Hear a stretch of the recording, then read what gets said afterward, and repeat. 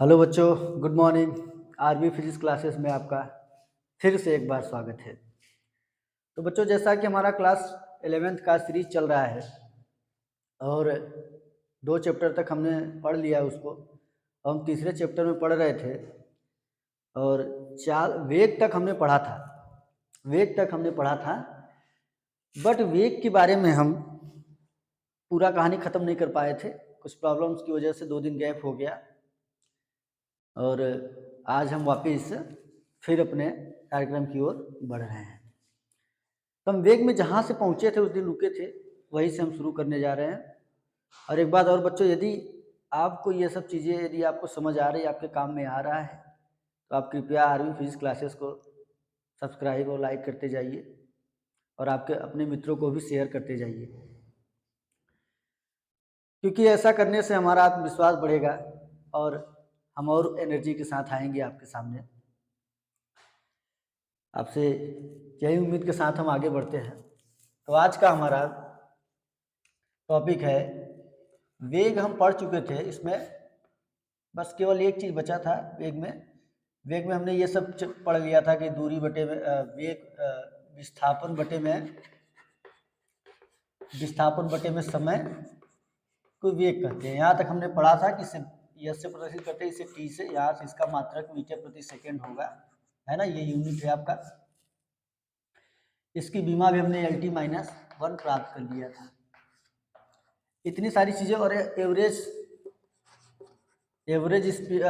Velocity भी हमने पढ़ा था, इसमें भी हम पढ़ चुके थे। अब हमें आज का जो हमारा टॉपिक है वो हमारा टॉपिक है इंस्टेंटेनियस वेलोसिटी। एवरेज वेलोसिटी पढ़ लिया था, है ना। अब उसके बाद हम पढ़ने जा रहे हैं आज ताक्षणिक वेग, या इसको बच्चों अंग्रेजी में बोलते हैं इंस्टेंटेनियस। स्पेलिंग देखो बच्चों गलती हो सकता है, ये आप खुद देख लेना। इंस्टेंटेनियस वेलोसिटी ये क्या होता है?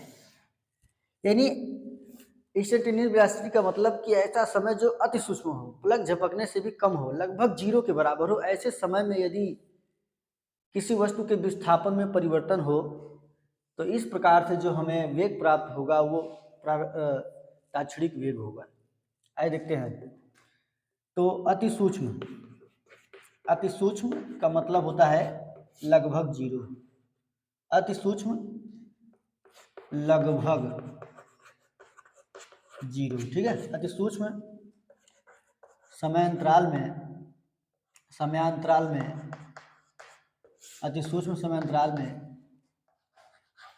विस्थापन में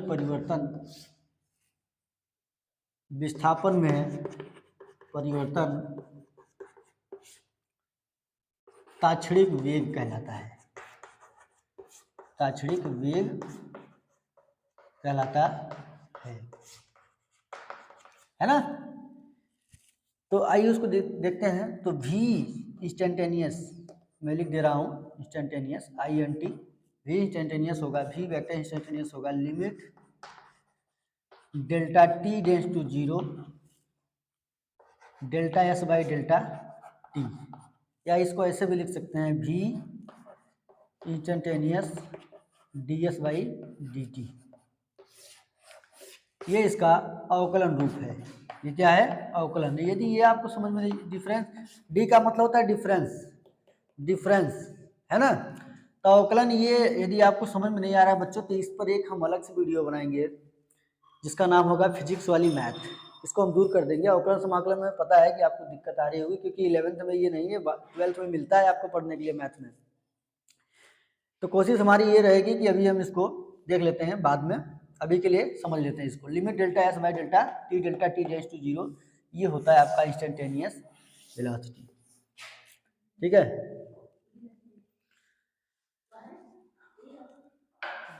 इंस्टेंटेनियस वेलोसिटी अब समझ में आ गई नहीं? अति सूक्ष्म यानी लगभग 0 समयांतराल में विस्थापन में परिवर्तन ताक्षणिक वेग कहलाता है। मतलब बहुत अति सूक्ष्म, एकदम छोटा सा, यानी पलक झपकने से पहले भी लगभग 0 के बराबर समय अंतराल में यदि किसी वस्तु के विस्थापन में परिवर्तन होता है, इस प्रकार के वेग को ताक्षणिक वेग कहते हैं। समझ में आया बच्चों? स्लिप कर दें। ठीक है, दिख रहा है आपको? बहुत अच्छा दिख रहा है। ठीक है, तो आइए आगे चलते हैं। तो ताक्षणिक वेग यानी वेग में और चाल में थोड़ा सा डिफरेंस हम देख लेते हैं। एक तरफ लिखते हैं वेग, एक तरफ लिखते हैं चाल। वेग और एक तरफ लिख देते हैं यहाँ पर चाल, है ना? आओ समझते हैं इसके बारे में। क्या है पहला नंबर एक पॉइंट, विस्थापन, परिभाषा लिख देते हैं, विस्थापन परिवर्तन की दर वेग कहलाता है ना? इसमें है दूरी परिवर्तन की, यहाँ से दूरी परिवर्तन की दर चाल कहलाता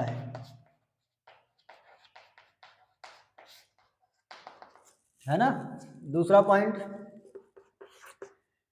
यह एक सदिश राशि है, यह एक सदिश राशि है और इसमें यह एक अदिश राशि है, यह एक अदिश राशि है ना? तीसरा पॉइंट, यह धनात्मक तथा ऋणात्मक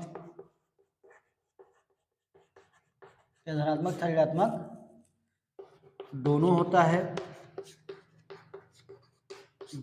है, जबकि चाल यह केवल धनात्मक होता है,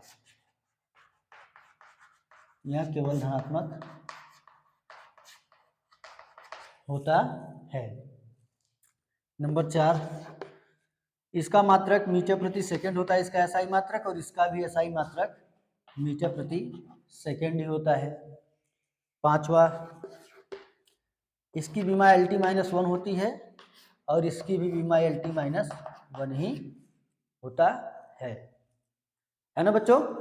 समझ में आया आपको difference between velocity and speed, है ना? समझ आ रहा है कि नहीं? विस्थापन परिवर्तन की समय दर या दर को वेग कहलाता है, दूरी परिवर्तन की दर चाल कहलाता है। यह एक सदिश राशि और यह एक अदिश राशि है। यह धनात्मक तथा ऋणात्मक दोनों होता है। वेग बिकॉज वेलोसिटी हैव डायरेक्शन, सो धनात्मक और ऋणात्मक दोनों होते हैं। और इसमें चाल में क्या होता है, यह केवल धनात्मक होता है। दोनों का मात्रक सेम होता है और दोनों की विमा भी सेम होती है ना? अब एक नोट पॉइंट करके हम लिखते हैं, इसको नोट कर लीजिए आप लोग जरा।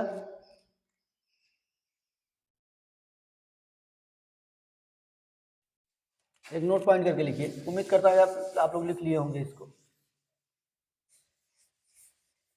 एक नोट पॉइंट है, इनके बीच में संबंध है, ऐसे समझ सकते हैं। तो नोट पॉइंट ये है कि वेग और चाल का जो अनुपात होता है वो 1 से बड़ा या बराबर हो सकता है। इस नोट पॉइंट को नोट कर लीजिए।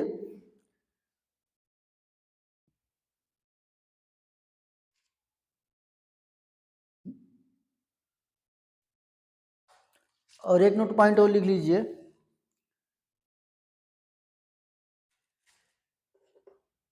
एक नोट पॉइंट और लिख लीजिए, यदि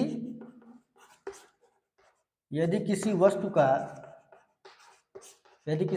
का चाल 0 है तो वेग भी 0 होगा। यदि किसी वस्तु का चाल 0 है तो वेग भी 0 होगा। नोट पॉइंट 3 है ना? ये 1 था, ये 2 और ये 3 है ना? नोट पॉइंट 3 ये है कि वेग ऋणात्मक हो सकता है, वेग ऋणात्मक हो सकता है, वेग ऋणात्मक तथा धनात्मक, वेग ऋणात्मक तथा धनात्मक दोनों हो सकता है, दोनों हो सकता है। जबकि चाल, ये हमने शायद डिफरेंस में बताया था, जबकि चाल केवल धनात्मक होती है, केवल धनात्मक होती है। अंतिम नोट पॉइंट लिख लीजिए, नोट पॉइंट 4। एक सीधे रेखा पर, एक सीधे रेखा पर यानी स्ट्रेट लाइन मोशन पर, यानी स्ट्रेट लाइन मोशन हो रहा हो, एक सीधे रेखा पर वेग तथा चाल दोनों समान होते हैं। इस लाइन को मैं थोड़ा समझा रहा हूं, दोनों समान होते हैं, इस बात को समझिए। नोट पॉइंट 1, वेग और चाल का अनुपात एक से बड़ा या बराबर हो सकता है, पहला नोट पॉइंट। दूसरा, ये एकदम पक्की बात है बच्चों। दूसरा, यदि किसी वस्तु का चाल शून्य है तो वेग भी शून्य होगा, क्योंकि चाल जब शून्य है, जब वो अपने स्थान को चेंज ही नहीं किया है, वो वहीं का वहीं है, तो क्या है, तो इसका मतलब वो विरामावस्था में, जब वस्तु विरामावस्था में होगा तो उसका चाल और वेग दोनों शून्य होंगे, है ना। यानी जब चाल शून्य होगा तो वेग भी अपने आप शून्य होगा। नंबर 3, वेग ऋणात्मक तथा धनात्मक दोनों हो सकता है, क्योंकि इसमें डायरेक्शन होता है, जबकि चाल केवल धनात्मक होता है। नंबर 4, एक सीधे रेखा पर, जैसे इस टाइप का कोई सीधा रेखा है और यहाँ से यहाँ तक वे मूव कर रहे हैं और उसका चाल 10 मीटर प्रति सेकेंड है, ये चाल है, स्पीड है, तो उसका वेलोसिटी भी सेम होगा, उसका वेलोसिटी भी 10 मीटर पर सेकेंड ही होगा, एक सीधे रेखा के लिए। यहाँ से यहाँ तक की इस सीधी रेखा है, तो सीधी रेखा पर यानी स्ट्रेट लाइन मोशन जब हो रहा होगा तो स्पीड और वेलोसिटी दोनों सेम होंगे, है ना बच्चों। आइए इस पर एक अच्छा सा न्यूमेरिकल हम करते हैं। वेग चाल हम समझ ही चुके हैं, अब इस पर एक अच्छा सा न्यूमेरिकल करते हैं। नोट पॉइंट आप नोट कर लीजिएगा, बहुत काम आने वाला है न्यूमेरिकल में। जब न्यूमेरिकल स्टार्ट होगा, अभी तो हम केवल एग्जाम्पल्स बता के आगे बढ़ेंगे, जैसे थियरी समाप्त होगी तभी न्यूमेरिकल चलेगा, तो उस समय ये बहुत काम आने वाला है ना। आइए न्यूमेरिकल ढूंढ के निकालते हैं किताब में से।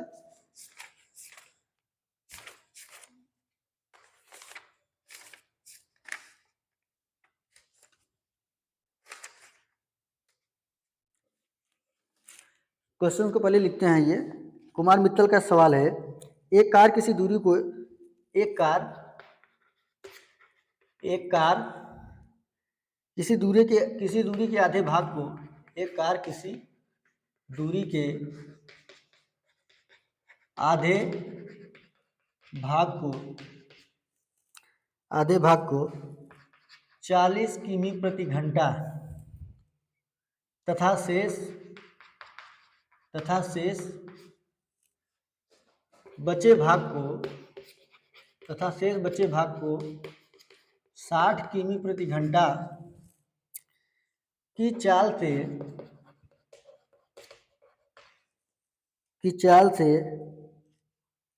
तय करती है।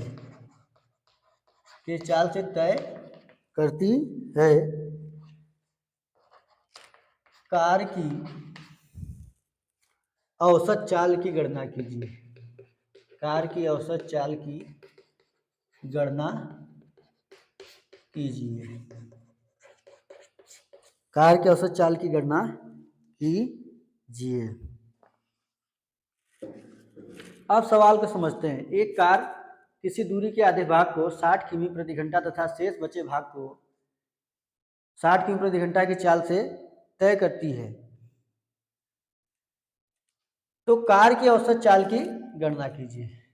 सपोज ये यहाँ से यहाँ तक कोई दूरी है, यहाँ से इस जगह तक कोई दूरी है, मान लेते हैं ए और बी के बीच की कोई दूरी है, इसके आधे भाग को 40, मान लेते हैं यहाँ से यहाँ तक की दूरी वो 40 किमी प्रति घंटा की चाल से तय करता है, तथा शेष बचे भाग को मान लेते हैं ये यहाँ से यहाँ तक पूरी लंबाई कितना है, यहाँ से यहाँ तक पूरी लंबाई है x, माना x है, यानी x/2 यहाँ से यहाँ तक हो गया और x/2 यहाँ से यहाँ तक। सवाल को समझिए पहले।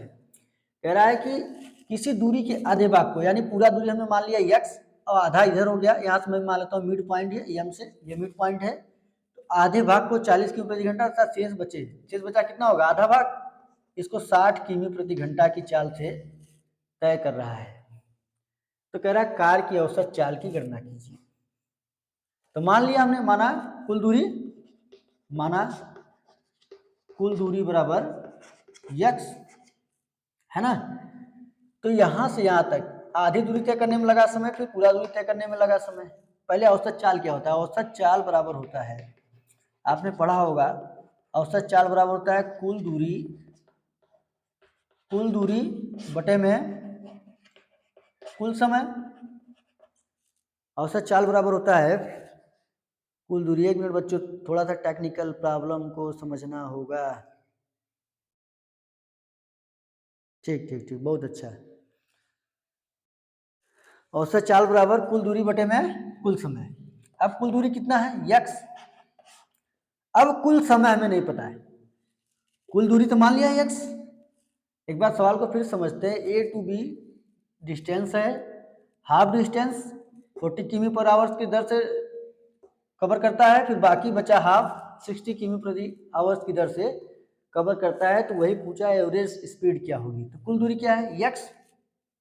समझिए बात को ध्यान से, टोटल डिस्टेंस है x। अब कुल समय, तो यहां से यहां तक जाने में लगा समय, फिर उसके बाद यहां से यहां तक जाने में लगा समय। तो पहले यहां से यहां तक समय निकाल लेते हैं। तो यहां पर देखिए, A से यम या आधा दूरी तय करने में लगा समय। दिख रहा है कि नहीं, छोटा छोटा लिख रहे हैं, देख लेते हैं एक बार। हाँ दिख रहा है, लगा समय बराबर क्या होता है, दूरी बटा चाल। दूरी क्या है, x बटा 2 और चाल कितना है 40। ये हो जाएगा x बटे में 40 गुना 80 घंटा हो जाएगा। ठीक उसी प्रकार बचे आधे भाग को तय करने में लगा समय, है ना। यहां से यहां तक तय करने में उसको समय लगा कितना, x बटे में 80 घंटा, और बाकी तय करने में लगा समय क्या होगा, समय बराबर होगा दूरी बटा में चाल। इसका भी दूरी क्या बचा, x/2 दूरी बटा चाल कितना है 60। तो ये जब इसको सरल करेंगे तो x भाई ये 2 आके यहाँ पे गुणा कर जाएगा, 60 गुना 120 घंटा। अब यहाँ पर आइए, कुल दूरी बटे में कुल समय क्या है, पहला समय है यहाँ से यहाँ तक जाने में लगा समय, फिर यहाँ से यहाँ तक जाने में लगा समय, यानी टोटल समय ऐड कर देंगे इसको और इसको। तो x बटे में 80 प्लस x बटे में 120। समझ आ रहा है बच्चों। कुल समय जब पूछेगा तो यहाँ से यहाँ तक जाने में लगा समय, फिर यहाँ से यहाँ तक जाने में लगा समय, दोनों को ऐड कर देंगे। तो यहाँ से यहाँ तक जाने में लगा समय x बटा 80 घंटा, और यहाँ से फिर यहाँ तक जाने में लगा समय x बटा 120 घंटा। तो हम x कामन ले लेते हैं, यहाँ पर x कामन ले लेंगे तो क्या बचा, 1 बटा 80 प्लस 1 बटा 120। x से x हो गया कैंसिल। अब क्या हो जाएगा, 1 बटे में 80 और 120 का लस कितना होगा, 80 और 120 का लस यही कोने में निकाल लेते हैं, 80 और 120 है ना। इसका होगा, बहुत लंबा हो जाएगा क्या, ऐसे आराम से कर लेते हैं। ये इसको काट देते हैं, 4 3 12 40 गुना 80। तो ये इसको हम 2 से काटेंगे, 2 चौक 8, 2 छक्के 12, फिर 2 दूनी 4, 2 तिहाई 6, फिर 2 दहान 20, 2 पंद्रह 30, फिर 2 पंजे 10 15, फिर 5 5 एकम 5 5 तिहाई 15, फिर 3 बचा है। ये हो जाएगा 2 दूनी 4 दूनी 8 दूनी 16 16 25 80 और 3 240। लसा कितना आएगा 240। इसको मिटा दे रहे हैं, नहीं तो आप कंफ्यूज हो जाओगे कि इसके बाद क्या लिखना है। ठीक है, ये हो गया आपका 240। पहले लसा ही लिख दिया, 240 80 का भाग देंगे 3 बार जाएगा, 3 एकम 3, फिर 120 का भाग देंगे 240 में, 2 बार जाएगा, 2 एकम 2, फिर ये हो जाएगा 1 बटे में 3 2 5 बटे में 240, 240 ऊपर चला जाएगा, 240 बटे में 5 है ना, ये हो जाएगा 5 चौके 20, 5 चौके 20 और यहाँ पे बचा कितना 4, 5 अट्ठे 40, 48 किमी प्रति घंटा इसका हो जाएगा एवरेज स्पीड। समझ आएगी नहीं? एकदम हल्का फुल्का सवाल था, मलाई वाला है ना। मलाई समझ में आएगी नहीं बच्चों?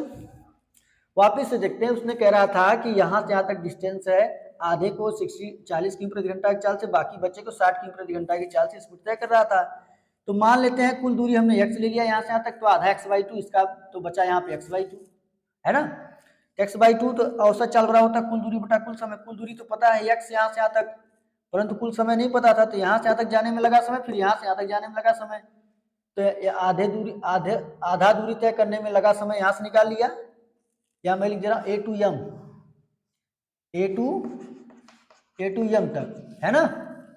उसके बाद x/80 मिला, फिर उसके बाद आधा यहाँ से M to B, इसको मैं लिखता हूँ M to B। तो टोटल टाइम क्या हुआ, इन दोनों को ऐड कर दे, इस प्रकार से इसको सिंप्लीफाई कर दिया और आपका उत्तर मिल गया है ना। तो ऐसे एवरेज स्पीड पर बहुत सारे क्वेश्चंस बनते हैं एग्जाम्स के लिए। आई होप आपको समझ आया होगा। स्लिप कर दें, कर दे रहे हैं। अभी बहुत सारे न्यूमेरिकल बचे हैं, हम लगाएंगे आराम आराम से।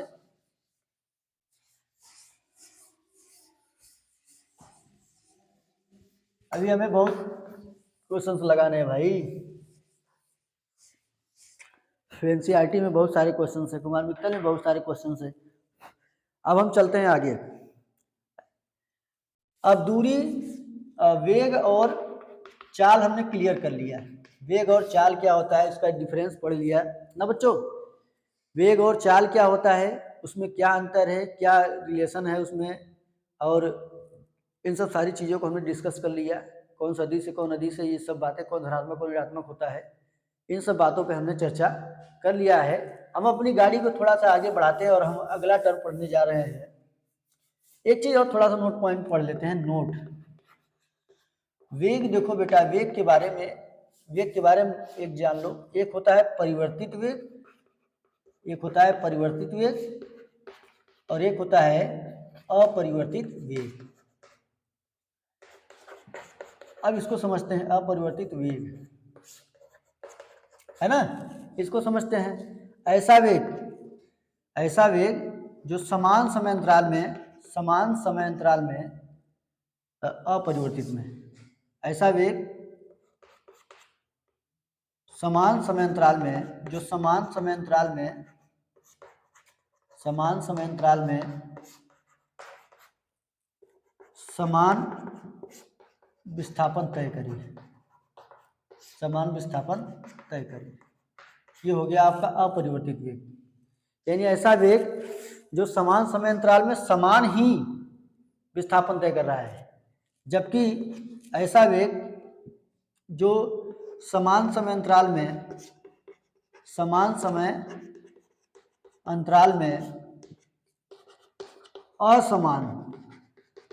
असमान विस्थापन तय करता है, उसको बोलते हैं परिवर्ती वेग। जैसे अब यहाँ पे एक एवरेज स्पीड में रख रहा हूँ, है ना। यहाँ से देखिए, जैसे यहाँ से यहाँ तक का 1 घंटा है ना, यहाँ से यहाँ तक फिर 2 घंटा, यहाँ से यहाँ तक 3 घंटा, और क्या है इसका विस्थापन 10 मीटर है ना। यहाँ से यहाँ तक 10 मीटर, फिर 20 मीटर, 30 मीटर, यहाँ से यहाँ तक।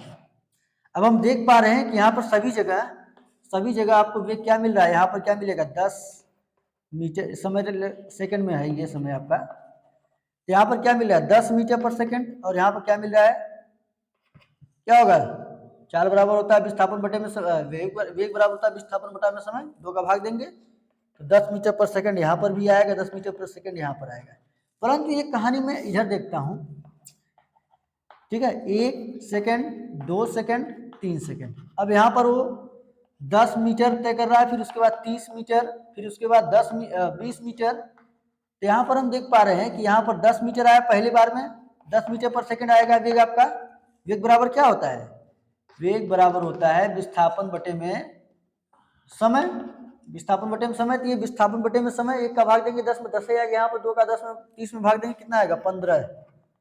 15 मीटर प्रति सेकंड है। यहाँ पर 3 का भाग देंगे तो यह आएगा 6.6 मीटर प्रति सेकंड। देखो समान है वेग। तो वही कहने का मतलब है, जो समान समय अंतराल था इसमें समान विस्थापन इसने तय नहीं किया, इसका विस्थापन अलग अलग है, इसका विस्थापन क्या है? अलग अलग है। तो इस प्रकार का जो वेग प्राप्त होता है वो होता है असमान वेग, और इस प्रकार के वेग को क्या बोलते हैं? समान वेग। समान समय अंतराल में देखो हर जगह पे 10 मीटर ही चला, यहाँ से यहाँ तक 10 मीटर पर सेकंड, यहाँ से यहाँ पर भी उसका वेग क्या था? 10 मीटर पर सेकंड, यहाँ से यहाँ भी उसका वेग क्या था? 10 मीटर प्रति सेकंड। परंतु इसमें क्या हुआ? परिवर्तित हो गया, क्योंकि विस्थापन परिवर्तित हो जाएगा। तो कहने का मतलब ये है, एक नोट पॉइंट मिल गया कि वेग इज डिपेंडेंट ऑन डिस्प्लेसमेंट, यानी velocity is dependent on displacement. Displacement change तो वेलोसिटी आल्सो चेंज, है ना। तो विस्थापन परिवर्तन परिभाषा भी पढ़ चुके हो आप, तो ये बताने की जरूरत नहीं है, ये एक प्रकार का नोट पॉइंट था आपका, है ना। नोट पॉइंट, नोट नंबर 5 जो भी होगा इसमें नोट कर लीजिएगा। आगे चलें, आगे चलते हैं अपने टॉपिक की तरफ। स्लिप कर दें इसको, आई होप आप नोट करते रहे होंगे। अगली बात, त्वरण। त्वरण क्या होता है? एक्सेलरेशन। एक्सेलरेशन जिसको आप लोग एक्सीलरेटर बोलते हो, तो आपका एक्सेलरेशन ही है। तो एक्सेलरेशन क्या है? त्वरण क्या होता है? त्वरण का मतलब होता है त्वरित हो जाना। या तो जो बहुत बाइक चलते हुए कोई व्यक्ति आप देखा होगा, या आप स्वयं बाइक चलाते होंगे, हमें पता है, तो कभी कभी अपने वेग को बहुत एक्सेलरेट कर देना, बहुत तेजी से चलना, फिर कभी कभी लो हो जाना। यानी कहने का मतलब ये है कि उसका वेग क्या हो रहा है? परिवर्तित हो रहा है विथ रिस्पेक्ट टू टाइम, यानी समय के साथ उसका वेग बदल रहा है। तो जब समय के साथ वेग परिवर्तित हो रहा है तो वहां पर एक और राशि आ जाती है, फिजिकल क्वांटिटी, जिसका नाम है एक्सेलरेशन। तो हम यहाँ से इसकी परिभाषा दे सकते हैं कि वेग परिवर्तन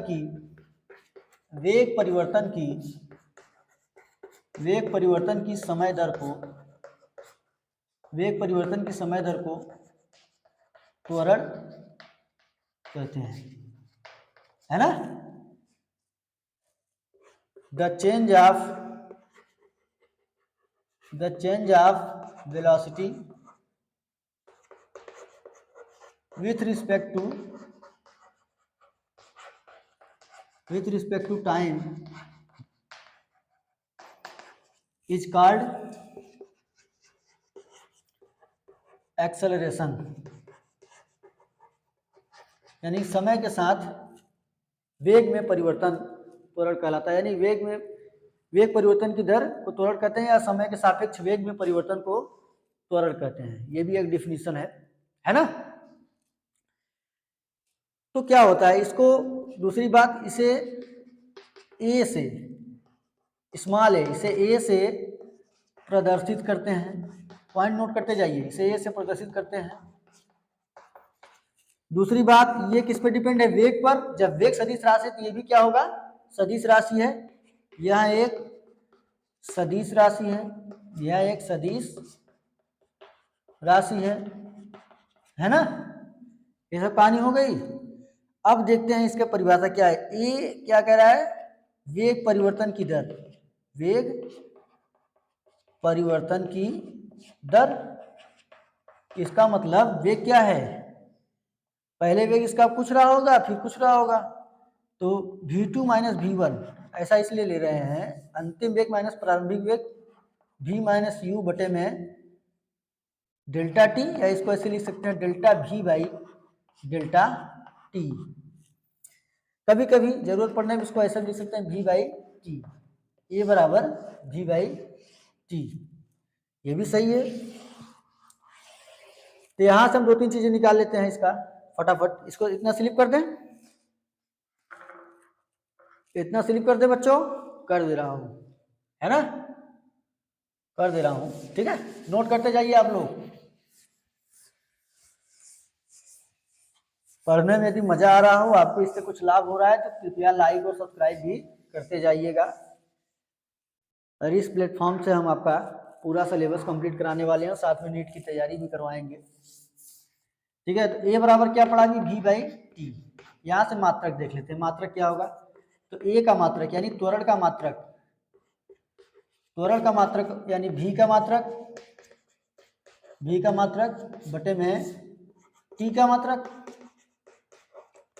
v का मात्रक क्या है, मीटर प्रति सेकंड, और t का मात्रक होता है सेकंड। ये सेकंड सेकंड भाई भाई, तो ऊपर नीचे आ जाएगा, तो मीटर प्रति सेकंड इंटू सेकंड, तो ये हो जाएगा मीटर प्रति सेकंड स्क्वायर। यानी त्वरण का ऐसा ही मात्रक क्या है, मीटर प्रति सेकंड स्क्वायर। फटाफट लगे हाथ बीमा देख लेते हैं। ए की बीमा, एक बीमा क्या होगी, बराबर भी की बीमा बटे में टी की बीमा। तो भी की बीमा क्या है, एल टी माइनस वन, और टी की बीमा टी, ये ऊपर जाएगा तो प्लस का वन है, ऊपर जाके माइनस वन हो जाएगा, तो एल टी माइनस वन और माइनस वन ये जाके माइनस टू हो जाएगा, तो एल टी माइनस टू। ये त्वरण की बीमा है। दो तीन बातें और लिख लो, यह धनात्मक और ऋणात्मक, धनात्मक और ऋणात्मक दोनों होता है, दोनों होता है। अब जो धनात्मक ऋणात्मक होगा इसका नाम बदल जाएगा। ऋणात्मक त्वरण को, ऋणात्मक त्वरण को मंदन कहते हैं। क्या कहते हैं, मंदन कहते हैं। ऐसा कब होता है, ये कहानी कब होता है, ब्रैकेट में लिख दे रहा हूं, जब u is greater than v, जब अंतिम वेग प्रारंभिक वेग अंतिम वेग से बड़ा होगा, तब त्वरण क्या होता है, ऋणात्मक, यानी तब माइनस में उत्तर प्राप्त होगा तो क्या होगा, मंदन कहलाएगा। यानी ऋणात्मक त्वरण को क्या कहते हैं, मंदन कहते हैं। ठीक है, अब ध्यान दो, नोट पॉइंट करके लिखो, नोट पॉइंट फटाफट, नोट पॉइंट। इसमें भी एक नोट पॉइंट मिल गया। नोट पॉइंट ये, यदि v इक्वल टू यू, यदि v इक्वल टू यू, तब त्वरण आपका क्या होगा, त्वरण आपका त्वरण शून्य होगा। कैसे, आइए देखते हैं। तब त्वरण आपका क्या होगा, शून्य। आइए देखते हैं, इसको स्लिप करते हैं, मात्रक समझिए, मीटर प्रति सेकंड स्क्वायर बीमा एल टी माइनस टू। ये धनात्मक ऋणात्मक दोनों होता है, और ऋणात्मक त्वरण को क्या कहते हैं, मंदन, है ना।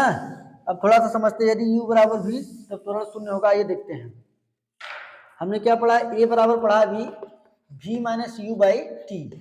If v equal to u, then क्या होगा, तब a इक्वल टू v की जगह u रख दो या u की जगह v रख दो, तो v minus v by T यानी जीरो बाई टी यानी जीरो। तो यदि v के बराबर u होगा तो त्वरण आपका डेफिनेटली 0 मीटर पर सेकेंड स्क्वायर होगा। और यदि देखो, यदि अभी हमने बताया है, फिर भी नोट पॉइंट कर लो, यदि u is greater than v, then तब क्या होगा, a बराबर हो जाएगा v minus u by t है, तो v minus u by t. अब तुम ही बताओ, u जब बड़ा हो गया इससे, इसमें से जब इसको घटाओगे उत्तर क्या आएगा, ऋणात्मक। उत्तर क्या आएगा, ऋणात्मक। तो यहां से हम कह सकते हैं कि जब u बड़ा होगा तो उत्तर क्या होगा, ऋणात्मक। फिर एक पॉइंट और देख लेते हैं, यदि v is greater then u, तब यदि v is greater then u, तब क्या होगा, तब त्वरण धनात्मक होगा। तब त्वरण क्या होगा, धनात्मक होगा, है ना, है कि नहीं। अब वीडियो आपका थोड़ा सा लंबा होता जा रहा है बच्चों, है ना। तो आज के लिए बस इतना ही हम करते हैं, उसके बाद हम अगले लेक्चर में देखते हैं।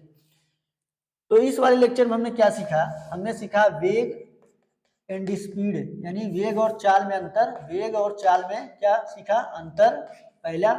दूसरा पॉइंट त्वरण, और त्वरण अभी कंप्लीट नहीं हुआ, इसमें बचा हुआ है एवरेज एक्सेलरेशन, इंस्टेंटेनियस एक्सेलरेशन, है ना, और बाकी कंडीशन हमने बता दिया। कब क्या होता है, इसकी बीमा वगैरह हमने सब बता दिया है। बाकी बचे टॉपिक हम अगले लेक्चर में उसको कवर करने वाले हैं। तब तक के लिए बहुत बहुत धन्यवाद। यदि आपको ये चैनल अच्छा लग रहा हो, आर्मी फिजिक्स क्लासेस से यदि आपका काम हो रहा है, तो कृपया इसको लाइक और सब्सक्राइब करते जाइए, जिससे हमारा आत्मविश्वास बढ़ता जाए और हम अगली बार और जोर शोर के साथ आपके सामने प्रस्तुत हों। ठीक है।